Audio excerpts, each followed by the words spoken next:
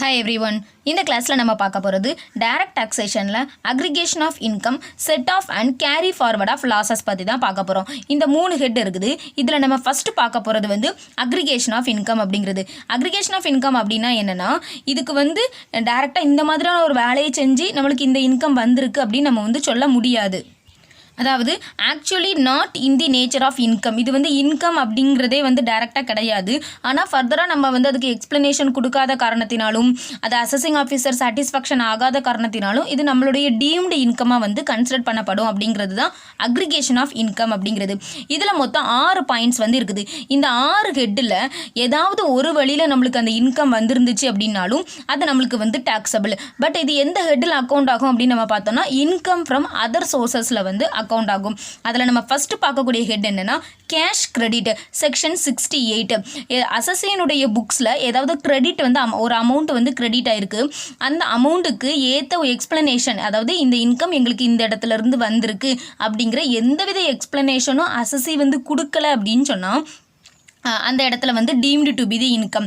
ஒருவேளை அசஸி வந்து எக்ஸ்பிளனேஷன் கொடுத்துட்டாரு, ஆனால் அசஸிங் ஆஃபீஸர் வந்து நாட் சாட்டிஸ்ஃபேக்டரி அப்படின்னு சொன்னால் அந்த இடத்துலையும் அது நம்மளுக்கு வந்து deemed to be the income அப்படின்னு சொல்லியிருக்காங்க. அடுத்தது அன்எக்ஸ்பிளைன்டு இன்வெஸ்ட்மெண்ட்ஸ். அதாவது இந்த செக்ஷன் ஃபுல்லாமே நம்மளுக்கு அப்படி தான் இருக்கும். ஏதாவது நம்ம வந்து எக்ஸ்பிளனேஷன் ஒழுங்காக கொடுக்கல, இல்லை அசஸிங் ஆஃபீஸர் வந்து சாட்டிஸ்ஃபேக்ஷன் ஆகலை அப்படிங்கிறது, கரெக்டான சோர்ஸ் வந்து நம்ம சொல்லலை அப்படிங்கிற பட்சத்தில் அது நம்மளுக்கு வந்து டாக்ஸபிள். இதுக்கான செக்ஷன் பார்த்தோன்னா section 69 not recorded in the books of the account.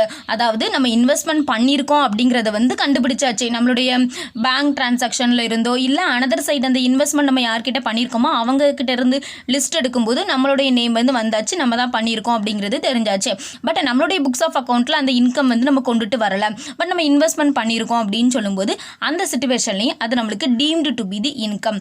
அடுத்தது அன்எக்ஸ்பிளைன்டு மணி ஏதாவது நம்ம கிட்ட இருக்குது. இதுக்கு அடுத்த செக்ஷன் 69A. இதுல இருந்து ஒரு சப்செக்ஷன் மாதிரி தான் 69A.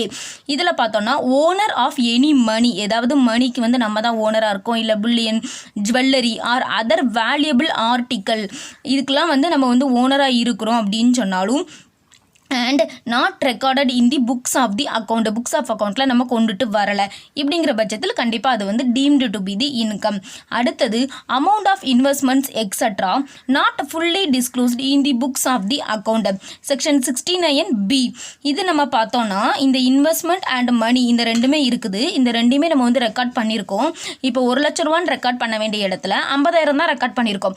பேலன்ஸ் 50,000 வந்து நம்ம பண்ணலை, அதாவது டிஸ்க்ளோஸ் பண்ணியிருக்கோம் பட் நாட் ஃபுல்லி டிஸ்க்ளோஸ்டு அப்படின்னு கொடுத்துருக்காங்க.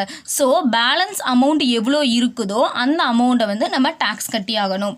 Next unexplained expenditure. இவ்வளோ நேரம் பார்த்தது வந்து சில இடங்களில் வந்து இன்கம் பார்த்தோம். இதிலலாம் வந்து கேஷ் கிரெடிட் அப்படிங்கும்போது நம்மளுக்கு இன்கம் தான், இந்த மணி அப்படிங்கும்போது நம்மளுக்கு வந்து இன்கம் தான். அன்எக்ஸ்பிளைன்டு இன்வெஸ்ட்மெண்ட்ஸ் எதாவது வச்சுருக்கோம்னா கண்டிப்பாக இதை நம்ம ஒரு இன்வெஸ்ட்மெண்ட்டை கொடுத்து அமௌண்ட்டை வந்து பேமெண்ட் கொடுத்து இன்வெஸ்ட்மெண்ட்டை தான் நம்ம வாங்கி வச்சுருப்போம். அப்படின்னா இங்கே என்ன அப்படின்னு நம்ம பார்த்தோம்னா எக்ஸ்பெண்டிச்சர் ஏதோ நம்ம வந்து பண்ணியிருக்கோம், பட் அதுக்கான கிளியர் எக்ஸ்பிளனேஷன் வந்து நம்ம கொடுக்கல அப்படிங்கிற பட்சத்தில் அது நம்மளுக்கு deemed to be the income அப்படின்னு சொல்லியிருக்காங்க. Next amount borrowed or repaid on hundi section 69D. இது வந்து நம்ம பார்த்தோம்னா இந்த ஹண்டிக்கு வந்து எந்த விதமான லீகல் ஸ்டேட்டஸும் வந்து கிடையாது. நம்மளுக்கு தெரியும் இது மிடிவல் ஆஃப் இந்தியாவில் வந்து வந்த ஒரு கான்செப்ட். அதாவது ரிட்டன் ஃபார்மெட்டில் எழுதி இன்னாருக்கு இந்த அமௌண்ட்டை வந்து கொடுத்துருங்க அப்படின்னு சொல்லி இந்த ஹிந்தி வந்து அவங்க வந்து பயன்படுத்திக்கிடுவாங்க. இதில் நம்ம வந்து 3 டைப்புக்கு வந்து நம்ம இதை பயன்படுத்துவோம். அப்படி தானே இந்த ட்ரேடுக்கு பயன்படுத்துகிறோம், ட்ரேடுக்கு பயன்படுத்தும் போது பில்ஸ் ஆஃப் எக்ஸ்சேஞ்சாக பயன்படுத்துவோம், கிரெடிட்டுக்கு பயன்படுத்துகிறோம் அப்படின்னு சொன்னால் கடன் வாங்குறதுக்காக பயன்படுத்துவோம். அப்படி இல்லை ஒரு இன்ஸ்ட்ருமெண்ட்டாக பயன்படுத்துகிறோம், அதாவது ரெமிட்டன்ஸ் இன்ஸ்ட்ருமெண்ட் மாதிரி நம்ம பயன்படுத்துகிறோம் அப்படின்னு சொன்னால் ஒரு மணியை வந்து ஒரு இடத்துல இருந்து இன்னொரு இடத்துக்கு கொண்டுட்டு போகிறதுக்காக நம்ம வந்து பயன்படுத்திக்குவோம். ஆக்சுவலாக இந்த ஹிண்டி அப்படிங்கிறதுல வந்து 3 டைப்ஸு, ட்ரேடுக்காக பயன்படுத்திக்கலாம், கிரெடிட்டுக்காக பயன்படுத்திக்கலாம், ரெமிட்டன்ஸ் இன்ஸ்ட்ருமெண்ட்டாக வந்து நம்ம பயன்படுத்திக்கலாம். பட் இதுக்கு வந்து லீகல் ஸ்டேட்டஸ் எதுவுமே கிடையாது அப்படிங்கிறது நமக்கு தெரியும். ஸோ இந்த மாதிரி வந்து ஒரு டிரான்சாக்ஷன் வந்து நடக்குது அப்படின்னு சொன்னால் அது வந்து நம்மளுக்கு deemed to be the income தான். ஆனால் எந்த சிச்சுவேஷனில் அப்படின்னு நம்ம பார்த்தோன்னா அந்த அமௌண்ட் கொடுத்தல் வாங்கல் இருக்குதுல்ல, அது வந்து other than through and account payee செக்காக இல்லாமல் நம்மளுக்கு வந்து கொடுக்குறோம் அப்படின்னு சொன்னால் எனி அமௌண்ட் பாரோடு, அந்த ஹிண்டியிலேருந்து ஏதாவது அமௌண்ட் வந்து நம்ம பாரோ பண்ணி வாங்கியிருக்கோம், or the hundi or any amount due thereon is repaid other than through and account payee cheque அப்படின்னு கொடுத்துருக்காங்க. அது வந்து நம்மளுக்கு deemed to be the income. ஒன்று அந்த பாரோடு அமௌண்ட், நம்ம கடன் வாங்கியிருக்கோம்ல அந்த அமௌண்ட் வந்து டாக்ஸபிள், அப்படி இல்லைன்னா நம்ம ரீபே பண்ணுறோம்ல அந்த அமௌண்ட் வந்து டாக்ஸபிள். இந்த ரெண்டுக்கும் என்ன டிஃப்ரென்ஸ் அப்படின்னு நம்ம பார்த்தோன்னா, பாரோட அமௌண்ட்டில் வந்து நம்ம இப்போ 10,000 வாங்கியிருக்கோம் அப்படின்னு சொன்னால் 10,000 தான், 10,000 மட்டும் நம்ம ரீபே பண்ண மாட்டோம், அது கூடவே சேர்த்து இன்ட்ரெஸ்ட் அமௌண்ட்டையும் நம்ம ரீபே பண்ணுவோம். அப்படி தான் ஒன்று பாரோட அமௌண்ட்டுக்கு கட்டணும், அப்படி இல்லைன்னா அந்த ரீபெய்டு அமௌண்ட்டுக்கு வந்து கட்டணும் அப்படின்னு வந்து அவங்க சொல்லியிருக்காங்க. ஏதாவது ஒன்றுக்கு வந்து நம்ம கட்டினா போதும், அனதர் இதில் வந்து நம்ம லயபிள் ஆக மாட்டோம் அப்படிங்கிறதையும் இந்த செக்ஷனில் வந்து அவங்க மென்ஷன் பண்ணியிருக்காங்க. அமௌண்ட் ரீபெய்டில் வந்து இன்ட்ரெஸ்ட் அமௌண்ட்டும் நம்மளுக்கு இன்க்ளூடட். ஓகே, இப்போ இது எல்லாம் இந்த 6 செக்ஷனில் வரக்கூடிய இன்கம் எல்லாமே நம்ம டீம்டு இன்கம் அப்படின்னு பார்த்தாச்சு. என்னென்னலாம் அப்படின்னு இன்னொருக்க பார்த்துடலாம். Cash credit, unexplained investments, unexplained money, amount of investments not fully disclosed in the books of the account, unexplained expenditure, amount borrowed or repaid on hundi. இந்த ஹெட்டில் இருந்து நம்மளுக்கு இன்கம் வந்திருக்கு அப்படின்னா அது நம்மளுக்கு கண்டிப்பாக டீம்டு இன்கம்ங்கிறத பார்த்தாச்சு. அது நம்மளுக்கு இன்கம் ஃப்ரம் அதர் சோர்சஸில் வரும் அப்படிங்கிறதும் நம்மளுக்கு தெரியும். இப்போ அடுத்தது அதுக்கு ரேட் ஆஃப் டேக்ஸ் எவ்வளோ அப்படின்னு நம்ம பார்த்தோன்னா செக்ஷன் 115 BBEக்கு கீழே அது வந்து ஸ்பெஷல் ரேட் ஆஃப் டேக்ஸில் வந்து வருது. எப்படி கேஷுவல் இன்கம்க்குலாம் நம்ம தனியாக 30%, அப்புறம் லாங் டைம்க்குலாம் நம்ம தனியாக போடுறோம்ல, அதே மாதிரி தான் இதுக்கு வந்து தனி ரேட் வந்து இருக்குது. ரேட் ஆஃப் டேக்ஸ் எவ்வளோன்னு பார்த்தோன்னா 60% ப்ளஸ் சர்சார்ஜ் வந்து 25%, செஸ் வந்து 4%. எஃபெக்டிவ் ரேட் அப்படின்னு நம்ம பார்த்தோம்னா 78%. இப்போது இது எஃபெக்டிவ் ரேட் எப்படி கண்டுபிடிக்கிறது அப்படிங்கிறது வந்து சில பேருக்கு வந்து தெரிஞ்சிருக்காது. அவங்களுக்காக நான் இதை சொல்லிக்கிறேன். இந்த நான் மூணையும் வந்து நம்ம ஆட் பண்ணக்கூடாது. இப்போ 60% அப்படின்னு இருக்குதுன்னா, இப்போ வந்து 100 rupees வந்து நம்மளுக்கு பேயபிளாக இருக்குது அப்படிங்கும்போது அதில் வந்து நம்மளுக்கு 60% வந்து taxable. First rate of tax வந்து 60%. ஸோ 100 ரூபாய் வருமானத்தில் 60 ரூபா வந்து நம்ம கண்டிப்பாக நம்ம டேக்ஸ் கட்டியே ஆகணும். ஸோ நம்ம ஃபர்தராக எக்ஸ்ப்ளனேஷன் கொடுத்துட்டோம் அப்படின்னு சொன்னால் அது பர்டிகுலராக அந்த கேட்டகரிக்கு போய் அந்த கேட்டகரியில் எவ்வளோ ரேட் ஆஃப் டேக்ஸோ அது வந்து நம்மளுக்கு அப்ளிகபிள் ஆகும். ஆனால் நம்ம எக்ஸ்ப்ளனேஷன் கொடுக்காம அது இந்த செக்ஷனுக்கு கீழே வந்துட்டு அப்படின்னு சொன்னால் கண்டிப்பாக 100 ரூபா இன்கம்னா 60 ரூபா டேக்ஸ் கட்டி தான் நம்ம ஆகணும். ஸோ ஃபஸ்ட்டு நம்மளுக்கு இப்போ வந்து 60 ரூபா வந்து டேக்ஸ். அடுத்தது ஃபர்தராக நம்ம பார்த்தோம்னா 25% அப்படி தானே. இது சர்சார்ஜ் 25% அப்படிங்கிறது வந்து இந்த 60 ரூபாயில் 25%. ஸோ இன்ட்டு 25% நம்ம போட்டோம்னா 15 rupees வந்து வருது.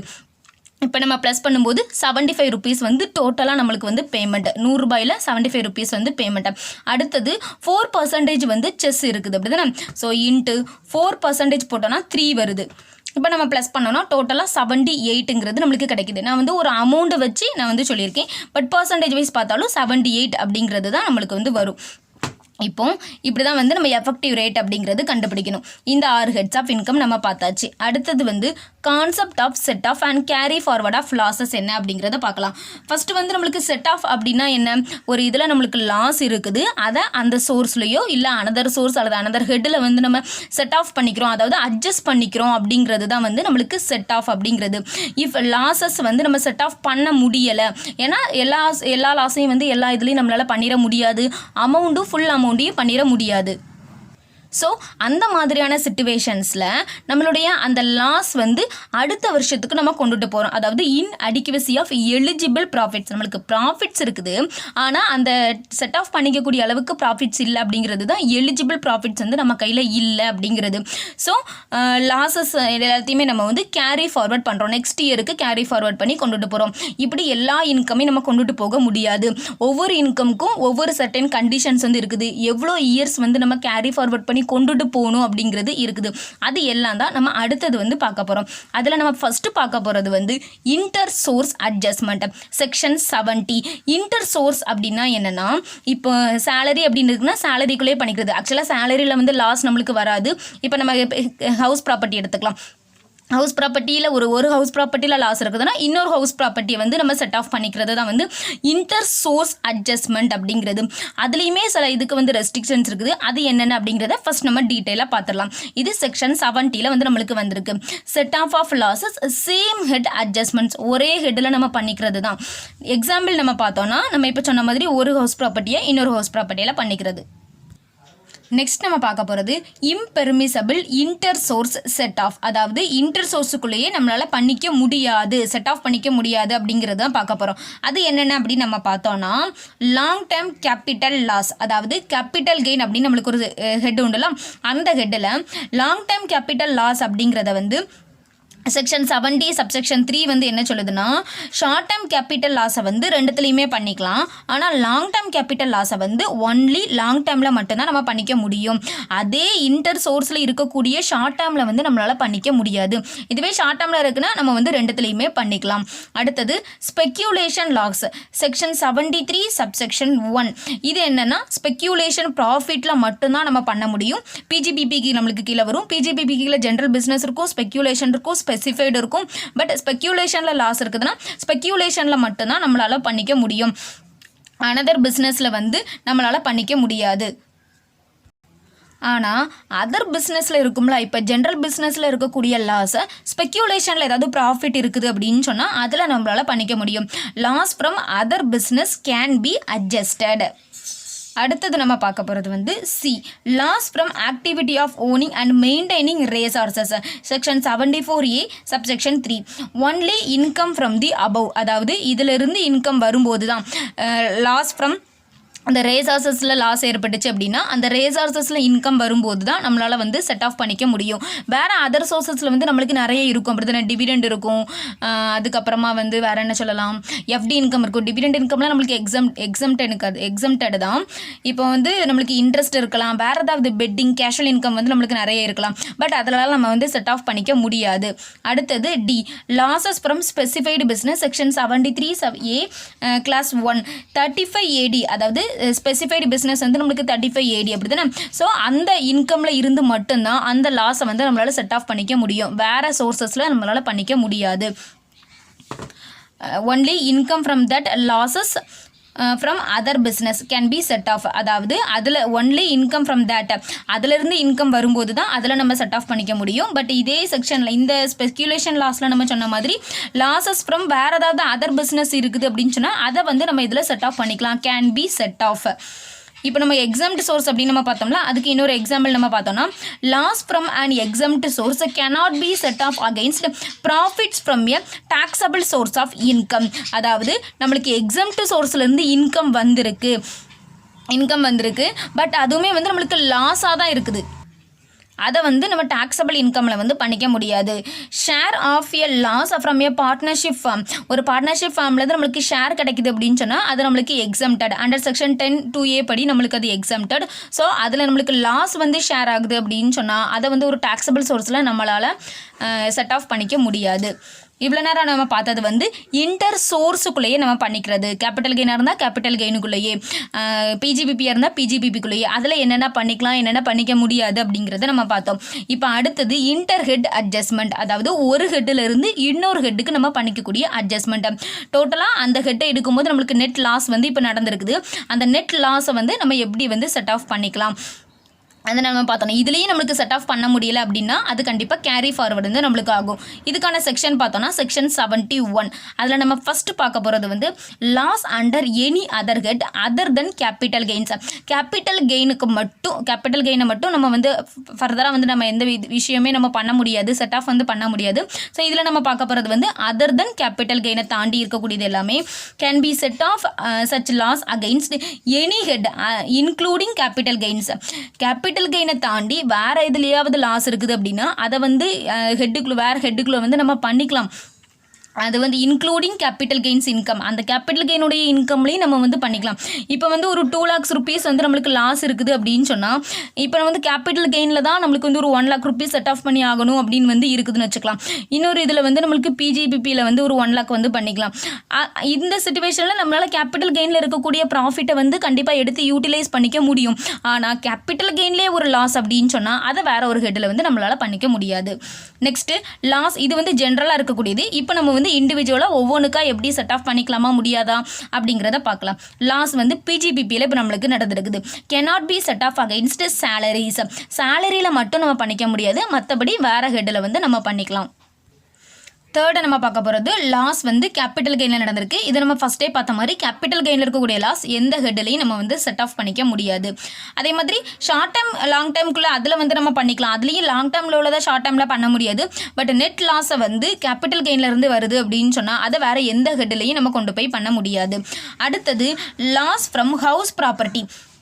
ஹவுஸ் ப்ராப்பர்ட்டி நம்ம பார்த்துக்கிட்டோன்னா ஒரு இன்டர் சோர்ஸ் அட்ஜஸ்ட்மெண்ட் வந்து நம்மளுக்கு உண்டுபடுதுன்னா, ஒரு ஹவுஸ் ப்ராப்பர்ட்டியிலேருந்து இன்னொரு ஹவுஸ் ப்ராப்பர்ட்டிக்குள்ள வந்து நம்ம பண்ணிக்கலாம்.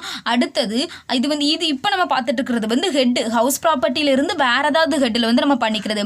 அது எவ்வளோ நம்ம பண்ணிக்க முடியும் அப்படின்னா அனதர் ஹெட்டில் வந்து 2 lakhs வரைக்கும் நம்மளால் பண்ணிக்க முடியும்.